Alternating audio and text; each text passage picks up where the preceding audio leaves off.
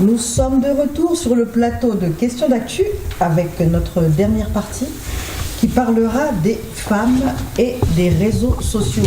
Ça peut paraître assez léger, mais je laisse toutes les femmes autour de la table justement en parler et parler aussi des pièges aussi des réseaux sociaux avec certains sites ou profils Facebook et tout ce que ça peut véhiculer dans l'imaginaire. Donc, je me permets, sans vous couper, Madame Karine, de prendre la parole. Ensuite, je te laisse Gladys, puisque c'est ton terrain. En ce qui concerne Facebook, je profite de dire quelque chose, puisque c'est mon outil de travail.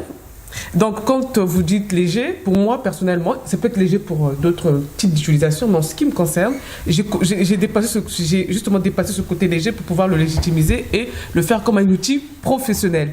C'est-à-dire qu'aujourd'hui, quand je parle de éthique de nouvelles technologies, pour moi, Facebook me permet de faire de la communication pro.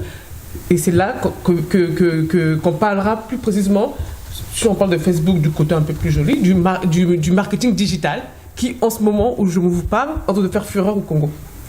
C'est aussi un modèle économique. Maintenant, après, le côté ludique, je laisse Gladys, et le côté aussi ludique me plaît aussi sur Facebook. Je n'ai pas d'objection. Merci, mais je m'étonne quand même qu'on puisse me passer la parole sur ce sujet. Mais je ne comprends pas. Il faut m'expliquer. Créatrice de site quand même. Oui, les réseaux sociaux. Alors, réseaux sociaux, ce sont principalement les réseaux d'interaction entre des personnes qui sont pas normalement en face à face. Alors le site, c'est un outil de communication pour à l'attention d'une communauté ou de personnes spécifiquement visées. Alors donc pour parler des réseaux sociaux, il faut reconnaître quand même qu'aujourd'hui les réseaux sociaux, alors léger oui et non, parce qu'il faut distinguer les personnes sur les réseaux sociaux. Alors celles qui sont là, qui expriment des vraies idées, qui travaillent avec ces outils, et celles en fait qui viennent, les personnes, pour des selfies seulement, dans la salle de bain, Doriska, et voilà, et pour, non, même pas, parce que on sait très bien que tous les dérapages qu'il peut y avoir, donc on en rigole, mais il faut aussi toutes les autres personnes qui viennent juste pour se montrer. Mais les réseaux sociaux sont incontournables aujourd'hui pour communiquer. Incontournable. Pourquoi ? Parce que juste Facebook, il faut savoir qu'une personne sur 6 dans le monde utilise Facebook. C'est énorme. Donc Facebook, selon ce que j'ai vu, a atteint le milliard en 2015 d'abonnés. Tout à fait. D'abonnés à lui seul. Donc il est derrière Google, juste derrière Google en termes de moteur de recherche, en termes de réseau social. Et pour communiquer, effectivement, je rejoins Louisiane. Moi, je suis donc créatrice de sites. J'ai un site. Je ne crée pas des sites. C'est différent. Imaginez.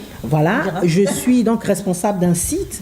Et c'est vrai que les réseaux sociaux nous aident beaucoup à communiquer et à toucher le plus grand nombre. Donc on peut être à Paris et savoir en direct ce qui se passe au Congo à travers les réseaux sociaux. Maintenant, après, il y a toujours des dérives, comme dans tout.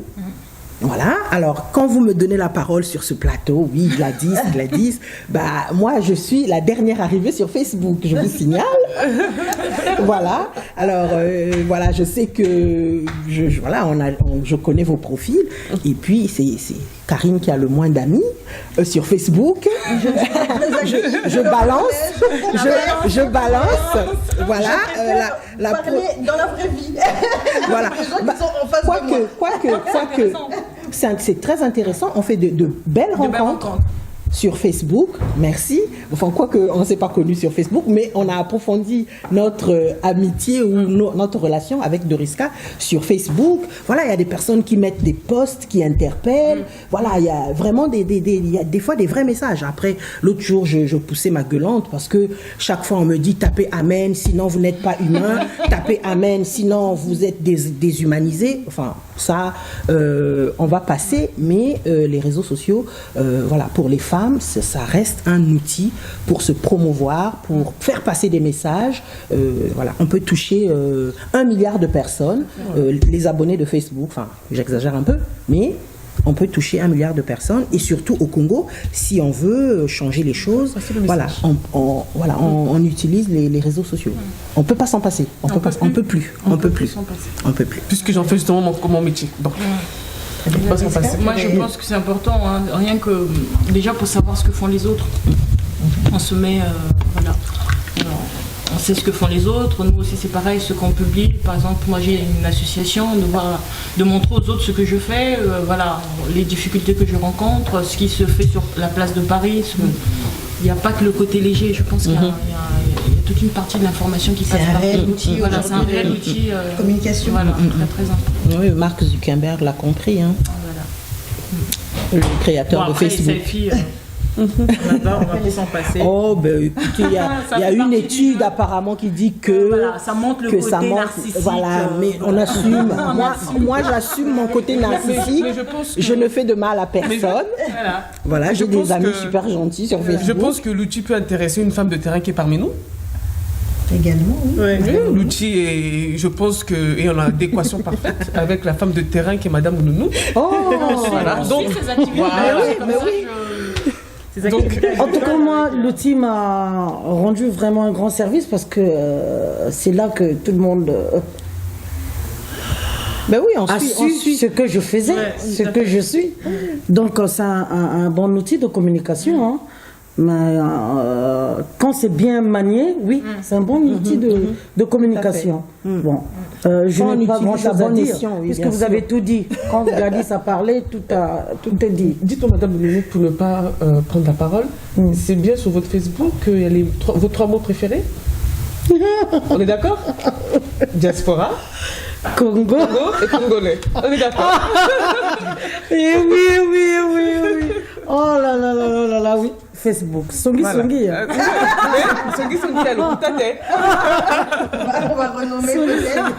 Songi. Très bien, nous avons fait le tour de la question sur les réseaux sociaux. Donc on retient que c'est véritablement un formidable outil de communication aujourd'hui pour les femmes qui entreprennent, pour les femmes politiques également.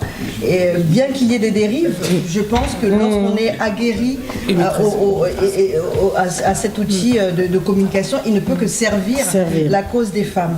Pardon, Karine, si je peux juste rajouter quelque chose, parce que voilà, nous sommes des femmes adultes, peut-être attirer l'attention des jeunes filles qui arrivent sur Facebook, voilà, de savoir se servir de cet outil, parce que voilà, mettre des limites par rapport à leur vie privée. Parce que c'est vrai que c'est pas très bien expliqué. Non, voilà, pour ne pas tomber dans des traquenards de pervers sexuels qui traînent sur Facebook. Et si effectivement cette même femme vise des posts plus tard.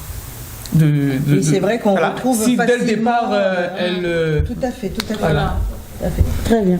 Nous arrivons donc au terme de l'émission et nous allons faire un tour de table sur chacune de vos actus.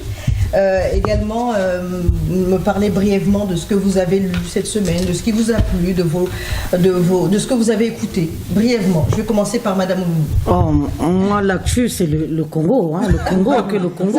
C'est le mot que j'utilise plus, le Congo. Et espérons que tout se passera bien et surtout... suivons de près ce qui se passe, soyons tous concernés par ce qui se passe, bien que je ne vote pas, mais je suis concernée en tant que citoyenne. Très bien, Madame Ounou. Mariska?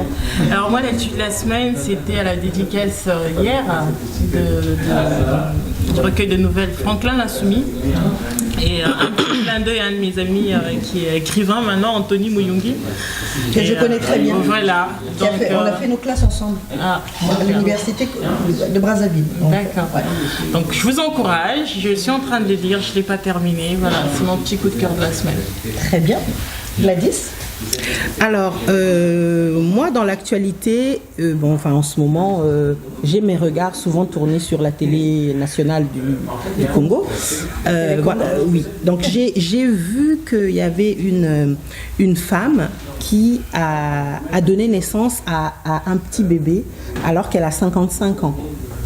Donc voilà, on a fait un zoom sur cette femme et justement, je me suis posé la question est-ce que effectivement, on ne pouvait pas, promouvoir donc la fécondation in vitro, voilà, tout ce qui touche, voilà, l'aide à la procréation assistée. Voilà, donc c'est cette actualité moi qui m'a marquée. Certains diront que c'est un miracle de Dieu, mais bon, enfin. Comme Sarah, voilà, comme Sarah qui a eu son fils à 90 ans. Non, mais voilà. Donc pour moi, c'était cette actualité qui m'a marquée. Et puis dans les lectures, donc comme je vous ai dit, sur mon site, il y a sur Mikiliweb, il y a une rubrique qui s'appelle Culture et Art. Donc je lis de temps en temps. Et j'ai lu, je lis souvent les femmes. Et j'ai lu une femme qui s'appelle Agnès Martin-Lugan. Son roman s'appelle « Les gens heureux lisent et boivent du café ». Voilà, donc c'est une femme. C'est une femme. Vaste programme. Tout à fait. C'est une femme, en tout cas l'héroïne du roman. C'est une femme qui est détruite par la vie parce que elle perd dans un accident tragique de voiture son mari et sa fille, son unique fille. Donc cette femme, elle apprend à revivre, elle apprend à redonner un sens à sa vie, quoi. Voilà, donc c'est un roman très très très frais. Voilà, moi j'ai bien aimé. Tu nous recommandes, c'est ça? Oui. Donc les gens heureux lisent et boivent du café. Très très bien. Voilà, d'Agnès Martin-Lugan. Pour moi, ça va être très rapide. Donc, en ce qui concerne, je vais commencer par la lecture. Actuellement, je lis le livre d'un écrivain congolais qui s'appelle Monsieur Dominique Batuta Kisala. Le titre de son livre, c'est « Il faut le lire, quoi ». Écoutez. Donc, c'est un essai. Et cet écrivain, dans son livre, il démontre qu'il entretient une relation privilégiée avec Dieu. Pour faire écho à ce que Gladys, tu disais tout à l'heure, coup de gueule, Facebook, si tu n'es pas d'accord avec la prédication, si tu ne fais pas Amen, partage, Dieu va te... Voilà. Pour faire écho. Donc, c'est pas pour vous dire... Il faut dire qu'on est des Africains, on est très proche de la spiritualité. Donc, dans cet essai, ce qui m'a beaucoup plu, c'est de pouvoir associer la spiritualité objectivement avec des découvertes scientifiques et la réalisation de soi à travers l'entrepreneuriat. C'est un jeu très compliqué à faire. Il a réussi à le dire tout simplement dans son essai. Donc, c'est le livre que je suis en train de lire en ce moment. Et en ce qui concerne l'actualité, vous allez trouver ça vraiment... je ne crois pas trop au hasard, puisque pour moi, tout est écrit. Bref, passons. Ça, c'est la parenthèse. L'actualité... Ce que j'ai vu en ce moment, c'était le film Facebook. Le film. Alors, pour faire écho justement au sujet précédent, j'ai voulu comprendre le patron de Facebook en tant qu'homme, en tant qu'entrepreneur, en tant que vision. Parce que ce sont ce type de personnes qui font qu'un État ou une civilisation peut évoluer à travers un outil qui peut apparaître dès le départ très léger, mais qui crée de la richesse considérable. Oui, il faut dire que Voilà. l'outil Facebook était destiné simplement aux étudiants d'Harvard. Voilà, en 2004 et en 2006, en fait, il a ouvert au monde. Il était, il y a quelques années, enfin en 2011, 16e richesse mondiale. Et là, cette année, il est passé 6e, avec, je crois, 45 milliards de dollars de... Voilà. On va tous se mettre à la création de sites. On l'a dit, je pense qu'on a dit à tous le fait qu'on est Facebook, on a dit un site. Ah bah, très bien. Très bien alors. Bah, je vous remercie. C'était donc notre mot de la fin. Je remercie toutes les dames qui étaient autour de la table. Madame Ounou. Oui. Je vais profiter de l'outil justement pour dire que concernant notre journée de la femme, donc pour le 8 mars, j'ai prévu quelque chose avec les femmes samedi 12 ici à Aulnay-sous-Bois, au 4 places de l'hôtel de ville, 93 600 Aulnay-sous-Bois. Donc si vous pouvez venir, justement, ça serait l'occasion de commencer quelque chose ensemble, de réfléchir ensemble, quelles sont les actions que nous pouvons mener ensemble pour que vraiment cette journée ne soit pas seulement une journée, si je peux dire que ce ne soit pas une journée qu'on va vite oublier, mais c'est une journée qui sera suivie quand même de quelques plans d'action. Très bien. Merci. Donc, on retient l'invitation. On retient une journée à ne pas rater, en tout cas. Oui. Donc, je remercie toutes les dames autour de la table. Je remercie également la technique Esiana TV qui nous a apporté, justement, qui nous a donné l'opportunité de nous exprimer aujourd'hui. Merci encore. Et nous également, vous remercie, madame. On vous remercie. Karine.